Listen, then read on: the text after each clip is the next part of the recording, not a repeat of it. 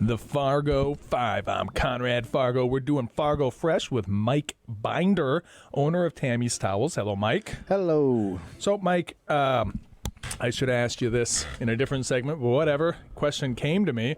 So if I wanted to have just like a phrase and maybe a small little character put on one of the towels, and I brought that to you, what's turnaround on that? Like, for Tammy, on like a custom order, we would probably do that right away. And what if I had a really awesome idea for you so you can make a bunch of money on this weekend's thing?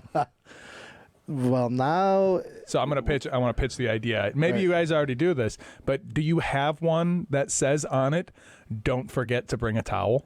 Do you have? No, you we must have do- heard that. no, we do not. We do hear that, Don't forget to bring a towel. Right? but if it's words like that, that could be done in You don't just keep those on hand? Have you ever tried that? with some. Oddly enough, our best-selling ones have got to be inappropriate ones. Yeah. And we have all kinds of Anything radio safe but inappropriate? Oh yeah, we do like fork this. Sure. With the fork. Sure. F-bomb, all that. F-bomb, But then we yeah. also just flat out use those words on a towel, and we know that's not for everybody, but. We also like to say we do everything from soothing to the soul to totally inappropriate. So we have the, church phrases, lighthouses, birds, and then we also have naughty words.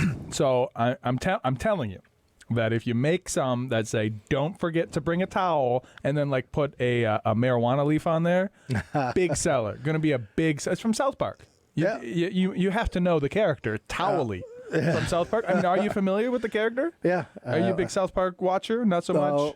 I used to be when it first came out. Yeah. I love Cartman, and Yeah. I'm going to save everybody my Cartman impersonation because I can't do it. In my head, I sound just like him. They've been but- going on for 30 years. I know, that's great. I 30 remember years. watching stuff like that when I was still in the Marine Corps. Yeah. The Simpsons. Yeah, The Jeez. Simpsons. Now the first 5 seasons of that are fantastic. The recent stuff, I don't know. So this is the Fargo Fresh segment. We're talking about the future. So that's kind of appropriate. The future of your towels. Yep. Bringing the don't forget to bring a towel. Right. Don't forget to bring the towel, but we do have a marijuana leaf one already. So we just got to add the words to it. Do it. So do that, and then what I want to know, you've brought lasers into the mix. Yep. You're retired, so Yep. you're on to the next chapter here. What's new for Mike? What is going to happen? What's your future? What do your next 10 years look like? Well, hopefully it's still doing the business. Yeah. Because we love doing that, the whole aspect of it, working from home, obviously, which is a change for me after being at a fire station for 24 hours, And working for yourself after taking orders. no longer working for the man. Now I work for the boss. No, just kidding. Yeah. But that has just been great because I get to be home, and that's just something that, just sometimes I'd go from a 24-hour shift right into working at CI Sport, so I wouldn't even see the family. Get off at 7:30 and then go right to working at the other job till 4 o'clock at night. Now you got till 5, till bedtime to be with the kids, be with Tammy, and then get up, go back to the fire station for another 24 hours. And so just the fact that I can be home, I love. Now, Tammy, I think she loves me being home, but I think she also liked her 10 nights. So, She got used to. yeah. But we stay on different levels. That's what we tell everybody. I come up, but that's just a great aspect. And then it's artistic freedom. Yeah. We can come up with whatever we want.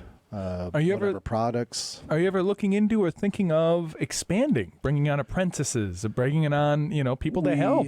We sure could. Our youngest daughter, Lexi, she helps us out. How old's Lexi? She's 21. Oh. She graduated 2 days before I retired. Okay. My oldest right now is 5, so I don't know why. When you said youngest daughter, I was picturing something, but of course, you're retired. We're different ages. Okay. So your 21-year-old daughter, is she in college right now?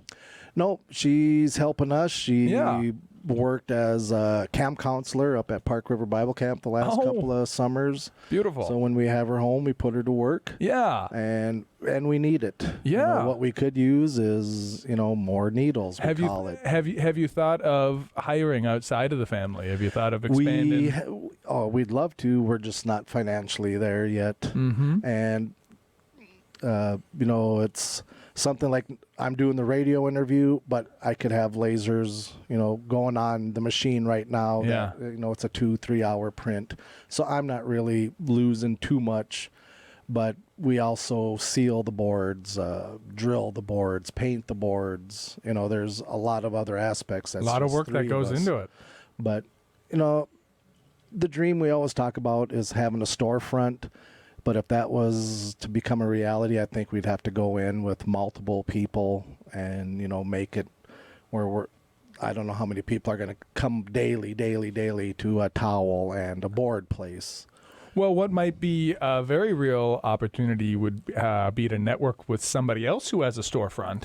Yep. And then maybe have them, on consignment, throw your stuff up there, and then they'll pay you when it sells. Yeah, and we get offers from that. That's another thing with Pride of Dakota, the networking through that. Or when we're at shows in different towns, people will come up and ask us.